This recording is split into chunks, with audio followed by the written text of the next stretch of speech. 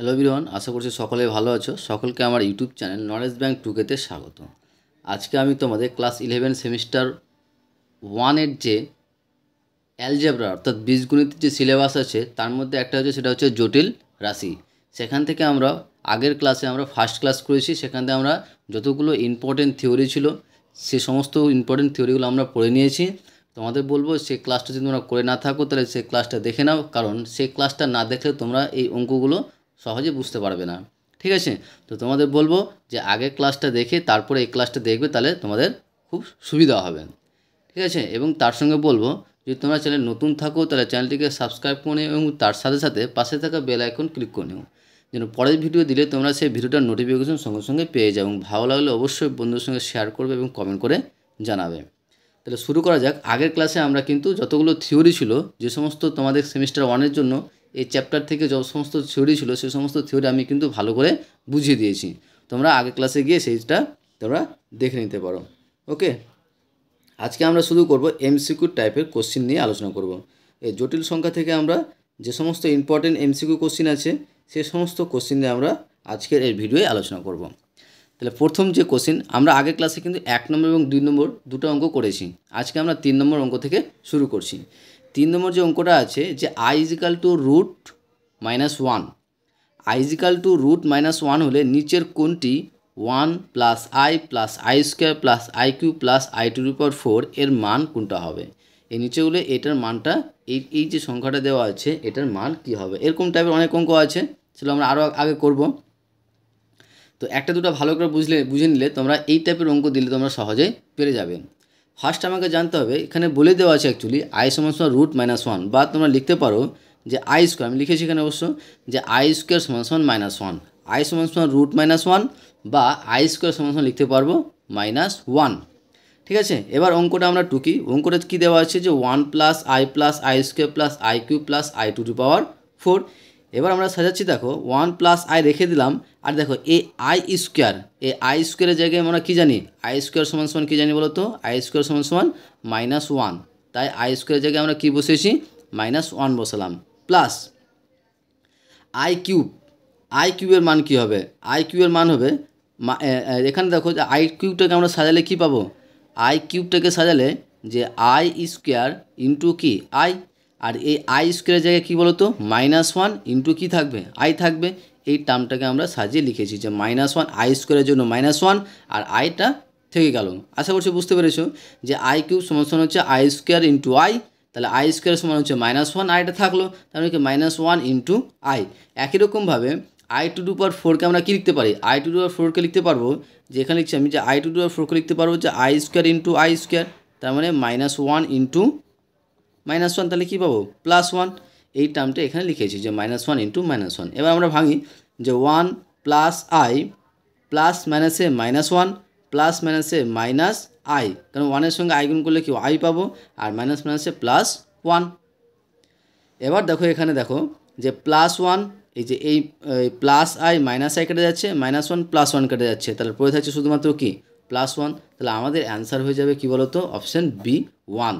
তাহলে আশা করছি বুঝতে পেরেছো। তাহলে এই টাইপের অঙ্ক যদি দেওয়া থাকে তাহলে তোমরা সহজেই পেরে যাবে, যদি আমরা এই আয়ের মানটা আমরা জানা থাকে। তাহলে আয়ের সময় আর জানা থাকে কি আয় মানেই হচ্ছে একটা ফর্মুলা, একটা যে আমরা আগের ক্লাসে কিন্তু এই সমস্ত ফর্মুলাগুলো আমি বলেছি, ভালো করে বুঝিয়ে দিয়েছি। ঠিক আছে, তাহলে i = কী বলো তো, i = হচ্ছে √-1 বা i² হচ্ছে -1।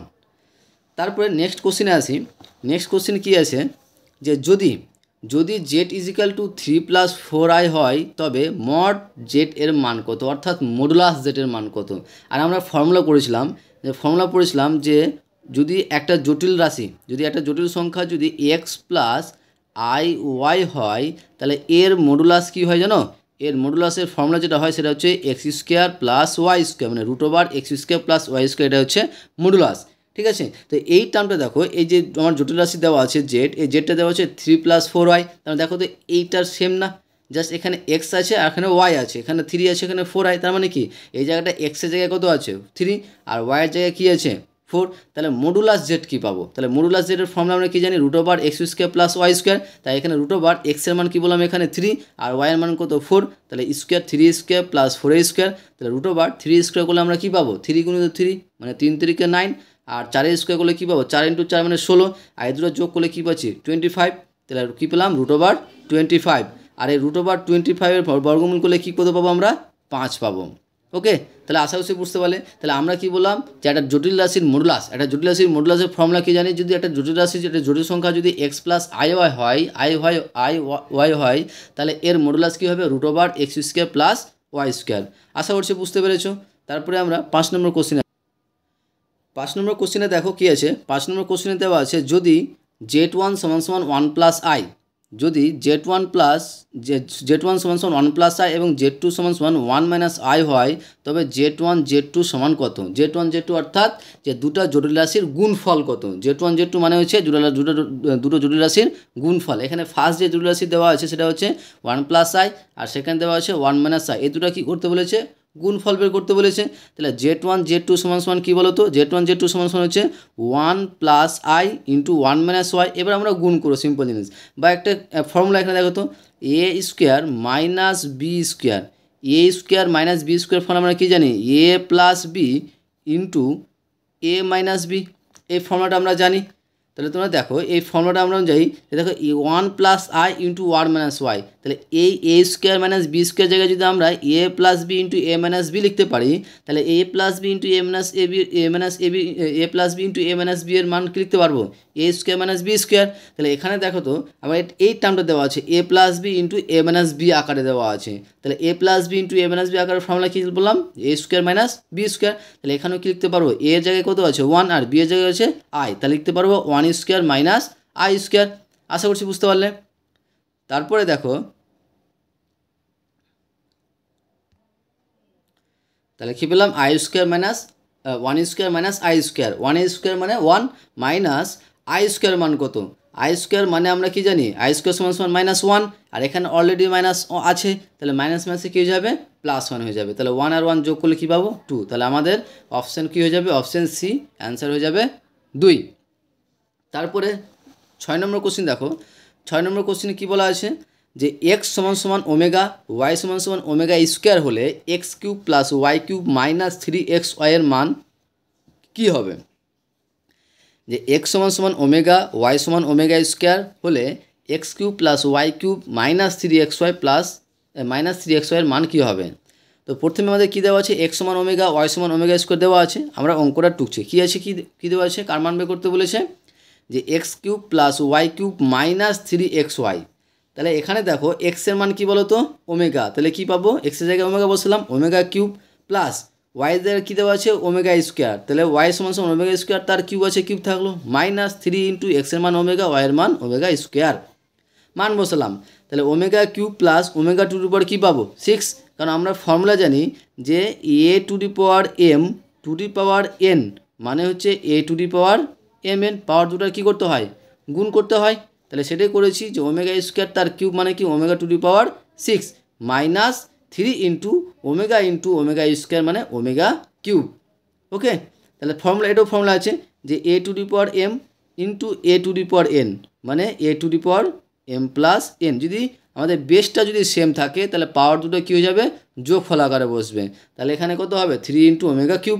এবার আমরা ω³ মানে ফর্মুলা জানি যে ω³ মানে হচ্ছে 1, ঠিক আছে, যেটা আমরা আগের ক্লাসে ফর্মুলাগুলো থিওরিগুলো আমরা জেনেছি, ঠিক আছে। তার জন্য তোমাদের বলছি তোমরা যে আগের ক্লাসটা গিয়ে তোমরা একবার দেখে নিও, তাহলে এই অঙ্কগুলো করতে সহজ মনে হবে। তাহলে এবার মান বসাচ্ছি, ω³ এর মান 1 প্লাস এখানে দেখো ω⁴ লিখতে পারবো ω³ × ω³, তার মানে কি 1 × 1, তাহলে মানে 1ই পাবো, -3 × 1 মানে 3 পাবো। এবার দেখো কত পাচ্ছি, +1 মানে কি +2 আর -3, তাহলে বিয়োগ করলে কী পাবো -1। তাহলে আমার অপশান হয়ে যাচ্ছে কী বলো তো, অপশান বি -1। তারপরে অঙ্ক দেখো, তারপরে যে অঙ্কটা আছে সেটা হচ্ছে যে z = 2 + 2y হয়, তবে অ্যামপ্লিটিউড z বা অ্যামপ্লিটিউড সংক্ষেপে লেখা আছে, যে মানে মোট কথা হচ্ছে অ্যামপ্লিটিউড z বের করতে বলেছে বা আর্গুমেন্ট z বের করতে বলেছে। ওকে, তো প্রথমে এটা একটা জিনিস মাথায় রাখবে যে আমার এই যে জটিল রাশিটা দেওয়া আছে 2 + 2y, এটা কোন পাদে আছে, এটা কোন পাদে আছে, 2 + 2 মানে কি 2 মানে কি এই জায়গাটায় পড়ছে মানে প্রথম পাদে আছে, ঠিক আছে। প্রথম পাদে সবসময় tan 1 এর মান মানে 1 এর মান হবে π/4, ওকে, অঙ্কটা করছি তারপরে বুঝতে পারবে যে জেড সমান সমান দেওয়া আছে 2 + জেড আর অ্যাম্পলিটিউড জেড। যে যদি আমরা একটা জটিল রাশি জেড ইজিক্যাল টু যদি কী বলতো যে এক্স প্লাস আই ওয়াই হয়, তাহলে এর অ্যাম্পলিটিউড জেড হবে কি বলতো যে tan inverse y by x. এটা হচ্ছে আমাদের ফর্মুলা, যে একটা জটিল রাশি যে এক্স প্লাস আই ওয়াই হয় তাহলে এর অ্যাম্পলিটিউড জেড বা আর্গুমেন্ট জেড হবে কি বলতো tan inverse y by x. তাহলে এখানে অ্যাম্পলিটিউড জেড সমান সমান কী হবে ট্যান ইনভার্স ওয়াই, এখানে ওয়াইয়ের মান কত, এখানে ওয়াই সমান সমান 2 আর এক্স সমান সমান কি 2 এ দেওয়া আছে, তার মানে কি 2/2। তাহলে 2/2 মানে কত 1, ভাগ করলে 1, 2কে 2 দিয়ে ভাগ করলে 1ই পাবো। তাহলে আবার ট্যান ইনভার্স ট্যান 1-এর জায়গায় কী লিখতে পারো π/4, ঠিক আছে, ট্যান 1-এর জায়গায় লিখবো π/4। তাহলে ট্যান ইনভার্স আর ট্যান কেটে যায়, তোমরা ত্রিকোণমিতি করবে, ত্রিকোণমিতি ক্লাসগুলো করবে তোমরা, তখন বুঝতে পারবে যে ট্যান ইনভার্স আর ট্যান কেটে গিয়ে কী হয় শুধু থিটাটা বসে। তাহলে এটা থিটা কী হয়েছে π/4। তার মানে যে জটিল রাশি জেড প্লাস 2 + 2y এর অ্যাম্পলিটিউড জেড বা অ্যাম্পলিটিউড বা আর্গুমেন্ট জেড কী হবে বলো তো, অপশন সি π/4। ওকে, তারপরে নেক্সট অঙ্কে আসি। 8 নম্বর কোশ্চেন দেখো কী হচ্ছে, নিচের কোনটি জেড সমান সমান 1-এর অ্যাম্পলিটিউড। তাহলে এটাও অ্যাম্পলিটিউড বের করতে বলেছে, জেড সমান সমান কী দেওয়া আছে 1। সবসময় মাথায় রাখবে আমাকে একটা জটিল রাশির কোনো ক্যালকুলেশন করতে গেলে কোনো মান বের করতে বলে সেই জটিল রাশিটাকে আমরা কী আকারে সাজাবো, সবসময় চেষ্টা করবে যে এক্স প্লাস আই ওয়াই আকারে নিয়ে আসার। কী বললাম যে এক্স প্লাস আই ওয়াই আকারে নিয়ে আসার চেষ্টা করবে। তাহলে এখানে দেখো জেড সমান সমান 1 দেওয়া আছে, তাহলে এটাকে আমরা দেখো তো নিয়ে আসতে পারি কিনা, জেড সমান সমান 1 + 0 * ওয়াই, কারণ আইকে 0 দিয়ে গুণ করলে কী হয়ে যাবে 0, তার মানে কি এই টার্মটা বাদ হয়ে যাবে, তার মানে কী পাবো জেড সমান সমান 1ই পাচ্ছি। তাহলে কি বুঝতে পারলে, তাহলে সবসময় চেষ্টা করবে এক্স প্লাস আই ওয়াই আকারে নিয়ে আসার। তাহলে এটাকে আমরা কী করলাম এক্স প্লাস আই ওয়াই আকারে নিয়ে আসলাম, যেখানে এক্সের মান এখানে কত 1 আর ওয়াইয়ের মান কত এখানে 0। তাহলে অ্যাম্পলিটিউড জেড, অ্যাম্পলিটিউডের ফর্মুলা আমরা একটু আগে বললাম কি tan inverse y by x. তাহলে ট্যান ইনভার্স ওয়াই, এখানে ওয়াইয়ের মান কি 0 আর এক্সের মান কত 1, মানে কি 0/1, আর 0/1 করলে কী পাবো 0 পাবো। আর ট্যান 0-এর মান কত, ট্যান পায়ের মান হচ্ছে তোমার 0। কী বললাম ট্যান পায়ের মান হচ্ছে 0। তাহলে ট্যান ইনভার্স ট্যান কেটে গিয়ে কী পাবো শুধুমাত্র পাই। তাহলে আমার এই যে অঙ্কটা দেওয়া আছে তার অ্যান্সার হয়ে যাচ্ছে অপশান সি পাই। তারপরে দেখো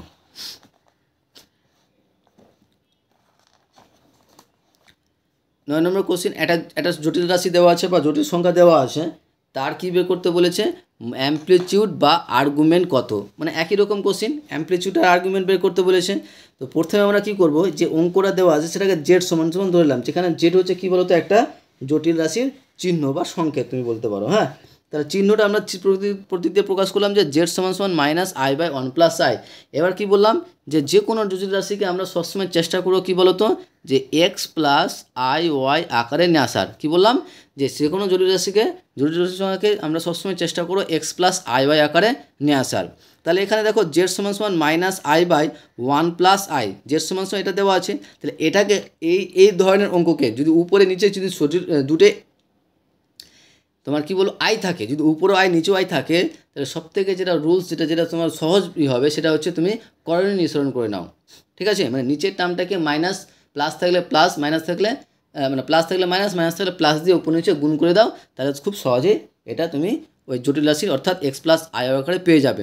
তাহলে এটাকে কী করছি আমি, যে মাইনাসে যে থাকলো এটাকে সাজার জন্য কী বললাম যে উপর নিচে 1 - i দিয়ে গুণ করলাম। করণীয় নিঃসরণ মানে কি, এই যে দেখো 1 + i যেটা থাকছে না এটার বিপরীত মানে কি 1 - i দিয়ে উপর নিচে গুণ করব। ঠিক আছে, তাহলে i এ থাকলো এটা 1 - i দিয়ে গুণ, নিচে একই রকম 1 + i থাকলো 1 - i দিয়ে গুণ করলাম উপর নিচে, কারণ দেখো 1 - i 1 - কেটে যায়, ঘুরে ফিরে কী পাচ্ছি এই টার্মটাই পাচ্ছি। ঠিক আছে, এবার দেখো উপরে আমরা যদি গুণ করি i এর সঙ্গে 1 গুণ করলে i, আর প্লাস মাইনাসে মাইনাস i এর সঙ্গে i গুণ করলে i²। এবার দেখো এটা ফর্মুলা একটু আগে বললাম যে 1 + i × 1 - i অর্থাৎ a² - b² ফর্মুলা হচ্ছে কি a + b × a - b। আমরা ফর্মুলা কি আবার লিখে দিচ্ছি যে a² - b² ফর্মুলা হচ্ছে a + b × a - b। তাহলে এই ফর্মুলা করে লিখতে পারবো, তাহলে কি 1 - i² অর্থাৎ 1² - i²। তাহলে মাইনাস থাকলো i থাকলো, আর i² মানে কি i² মানে হচ্ছে -1, আর অলরেডি আমার অঙ্কের মাইনাস আছে, তাহলে মাইনাস মাইনাসে কী হয়ে যাবে প্লাস হয়ে যাবে, তার মানে +1। আর নিচেও একই রকমভাবে 1 + 1, তার মানে কত পাচ্ছি -i + 1/2।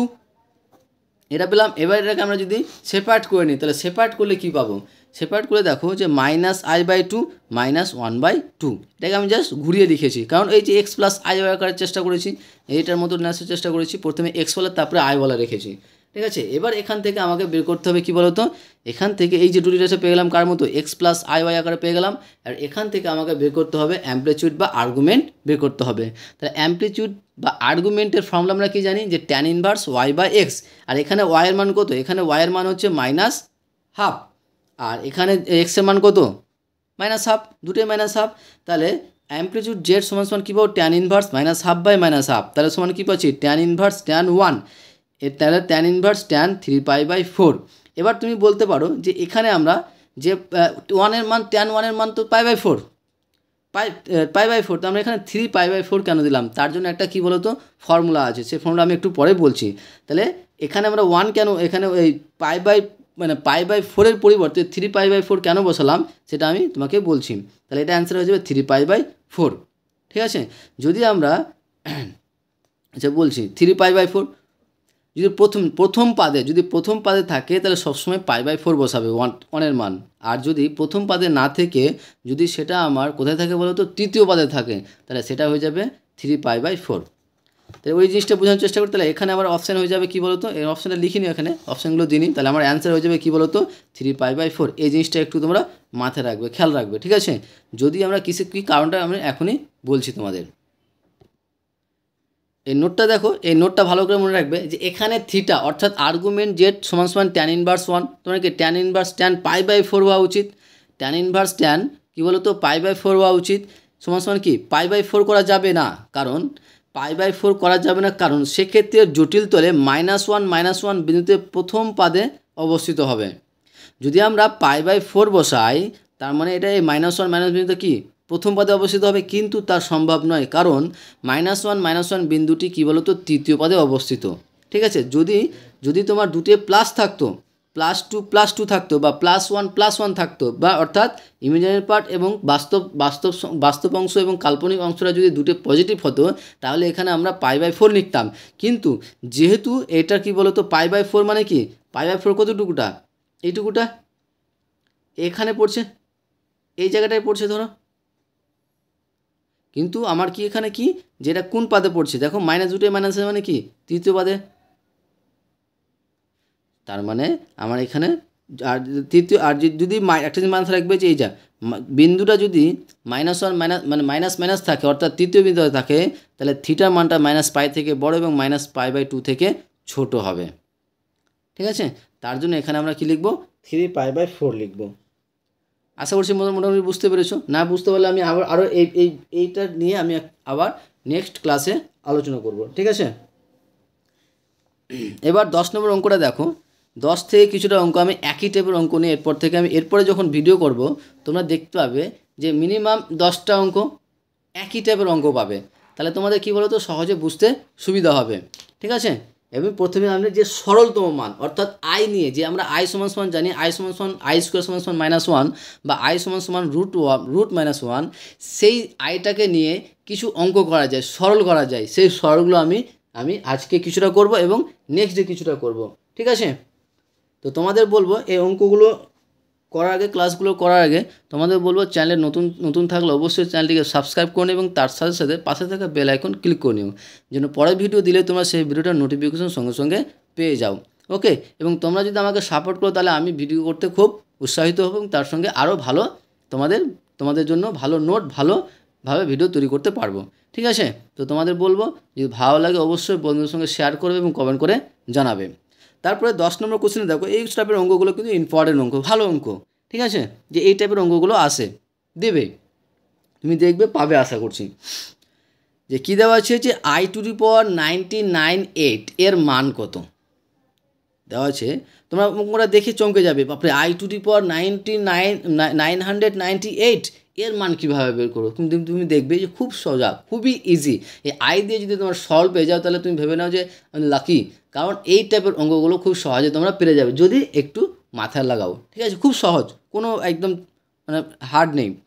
তো কি আই জাস্ট আমাকে মুখস্থ রাখতে হবে, কি বলো তো, যে আই স্কোয়ার সমান -1 এই টার্মটা আমাকে মুখস্থ রাখতে হবে। এই টার্মটা যদি তুমি মুখস্থ রেখে দাও তাহলে খুব সহজে এই মানগুলো তোমরা পেরে যাবে।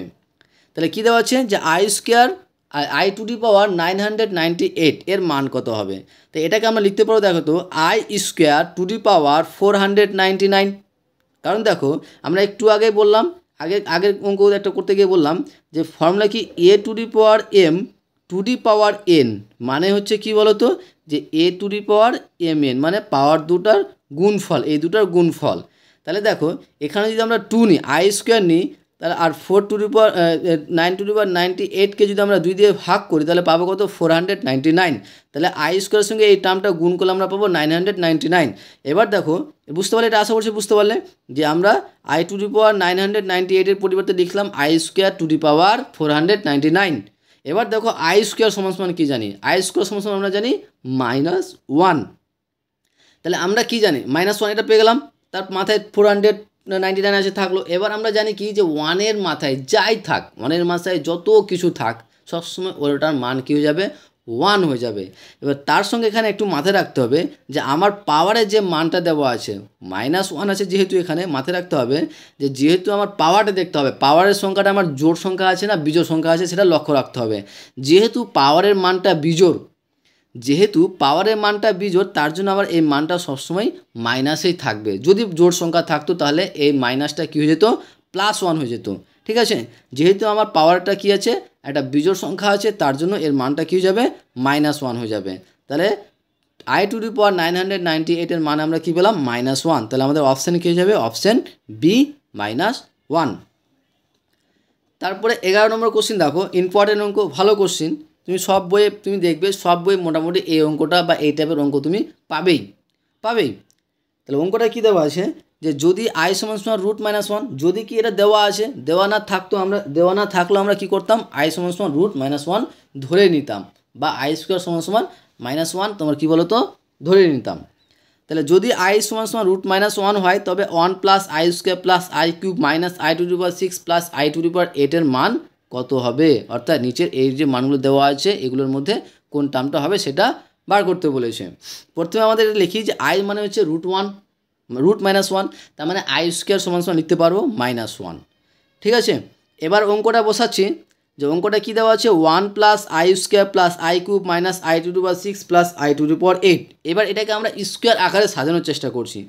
এখানে দেখো, এখানে আমি ডাইরেক্ট মানগুলো বসিয়ে দিয়েছি যে 1 + আই স্কোয়ার মানে -1 প্লাস আই কিউব মানে হচ্ছে তোমার -1। এটা মুখস্থ রেখে দিবে যে আই কিউব মানে হচ্ছে -1, কারণ আই কিউব মানে দেখো আই কিউবটা যদি আমরা ভাঙি, এখানে দেখো কিছু কারো যদি অসুবিধা হয় দেখে নাও যে আই কিউব মানে হচ্ছে কী বলো তো যে আই স্কোয়ার ইন্টু আই, আর এই আই স্কোয়ার জায়গায় কী বলো -1 ইন্টু আই, তার মানে গুণ করলে কী পাবো -i। তার মানে আই কিউব সমান কী পেলাম -i। একই রকমভাবে মাইনাস থাকলো আই টু দি পাওয়ার 6-এর মান হচ্ছে কী বলো তো -1, আই টু দি পাওয়ার 6-এর মান হচ্ছে -1। কারণ দেখো এখানে লিখছি যে আই টু দি পাওয়ার 6 মানে কি i square into i square, এই যে i square i to the power 6 মানে কি i square into i square into i square মানে কি -1 ইন্টু -1 ইন্টু -1। আর তিনটা মাইনাসের গুণ করলে কী পাবো মাইনাসই পাবো, আর 1-এর গুণ করলে 1ই পাবো, তার মানে কী পেলাম -1। অর্থাৎ আই টু দি পাওয়ার 6 মানে -1 প্লাস, আর আই টু দি পাওয়ার 8 সমান কী পেয়ে যাবো +1 পাবো।